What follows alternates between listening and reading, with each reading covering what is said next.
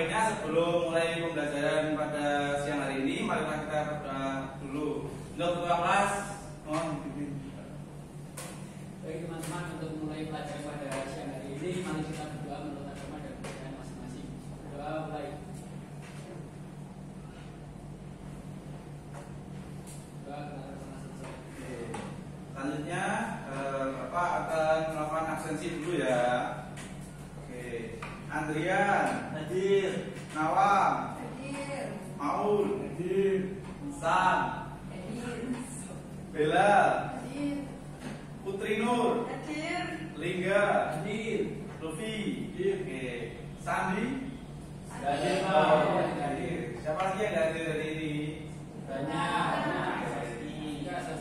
Oke.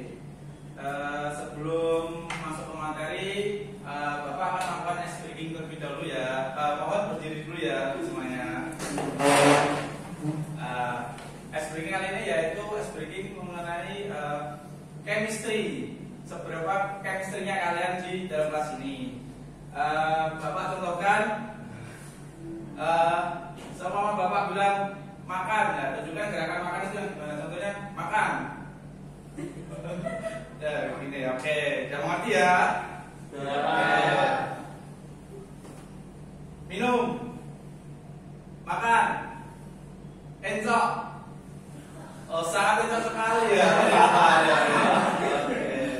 Ya, dah, dulu.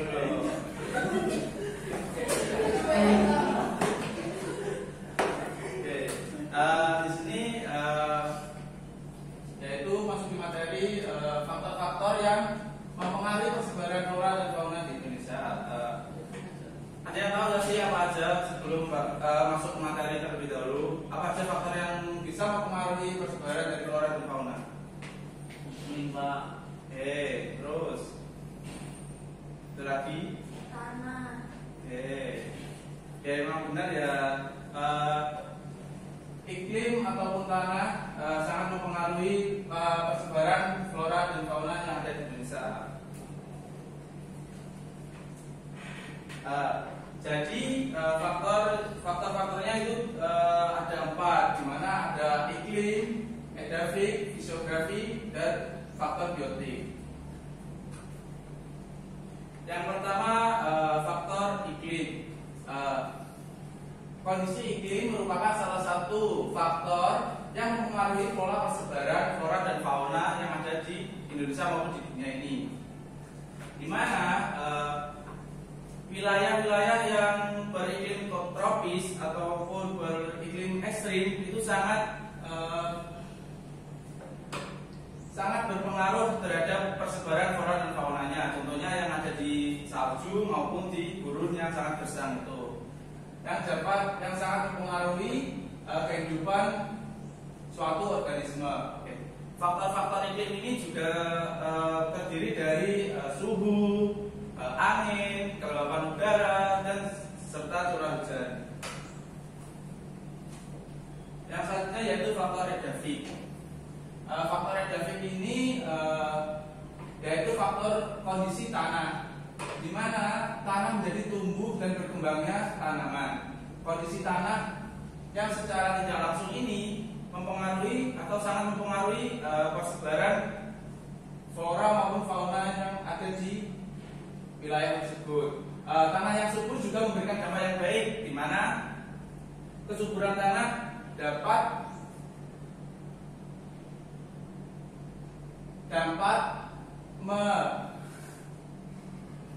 memberikan dampak yang baik terhadap tumbuhan maupun hewan yang ada di suatu wilayah tersebut.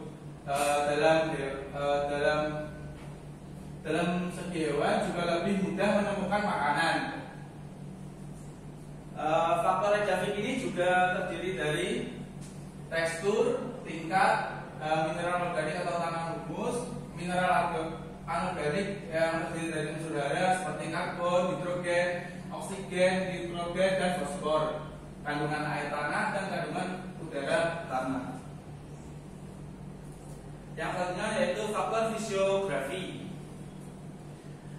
di mana faktor fisiografi ini berkaitan dengan ketinggian tempat atau bentuk wilayah, di mana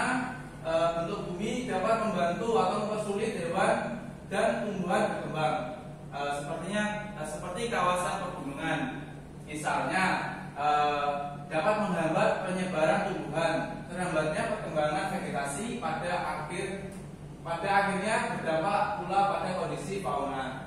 Selain itu, lereng juga sangat mempengaruhi, di mana lereng yang membelakangi sinar matahari dapat mencegah pertumbuhan suatu tanaman yang ada di wilayah tersebut. Yang selanjutnya yaitu faktor biotik.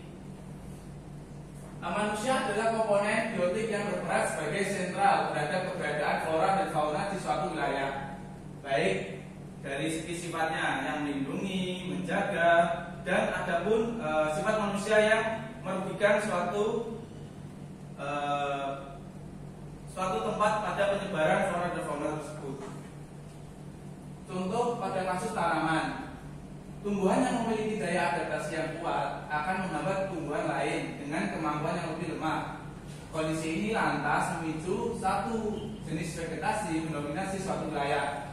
Sedangkan dalam konteks hewan, keberadaan cacing yang bisa menyuburkan tanah dan membantu banyak jenis tanaman yang berkembang. Oke, apakah bisa dipahami? Apakah ada pertanyaan? Oke, nama. Izin tanya, tadi jelaskan terkait dengan faktor persebaran flora dan fauna, di mana iklim merupakan salah satu faktor yang paling dominan. Dan mengapa iklim menjadi faktor yang paling dominan di antara faktor-faktor yang lain? Karena tadi kan sudah dijelaskan. Iklim merupakan suatu faktor yang paling dominan. Mengapa? Karena suatu wilayah itu memiliki iklim yang berbeda-beda. Jadi iklim seperti iklim yang ada di Indonesia ini, beriklim tropis, itu kan beda kalau kita berada di kutub utara maupun berada di gurun, yaitu iklimnya sangat besar. Nah, karena itulah mengapa di Indonesia ini pertumbuhan atau persebaran flora dan fauna itu sangat luas. Oke, dan ditanya lagi. Oke, baik. Kalau tidak ada pertanyaan, Bapak akan membagikan LKPD dan tugas ini dikumpulkan di depan saya.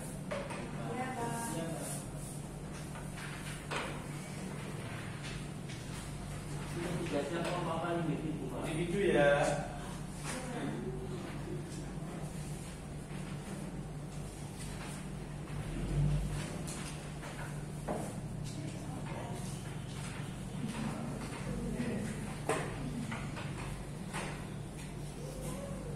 Baik, Bapak rasa sudah cukup ya untuk materi kali ini.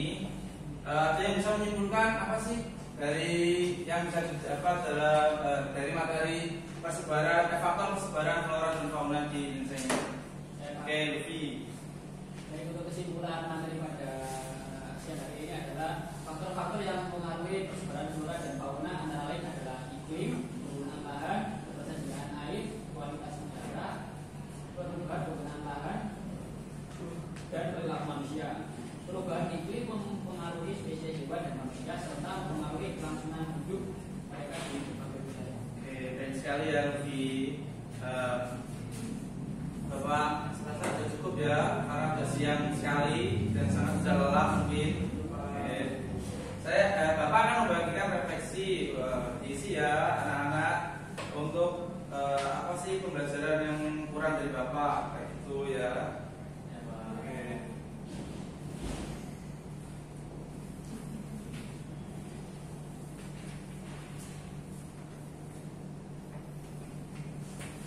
Oke, 1 menit ya untuk mengisi refleksinya. Baik, Pak.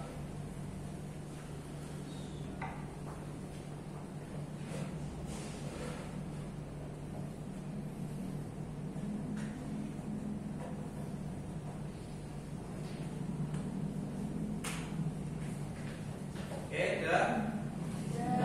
Oke, udah. Ambil ya.